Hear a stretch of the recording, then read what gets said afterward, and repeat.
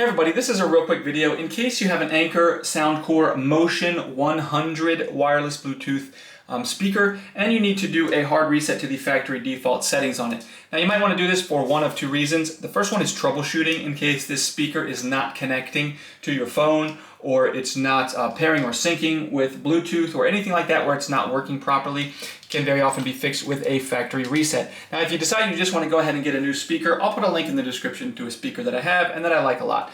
But anyways, the second reason you might want to do this is if for whatever reason you just want to delete all of the pairing history and settings off of it so that you can just set this speaker up like you're just taking it out of the box new. We can go ahead and do that, and it's really easy to do. With the speaker turned on, we're just going to come over and we're going to find the Bluetooth button over here and the volume up button over here. We're just going to press and hold both of those buttons simultaneously for about 5 to 10 seconds until you hear an audible prompt and the speaker will restart. It will restart into its factory defaults and you can go ahead and just set it up like you're setting it up new.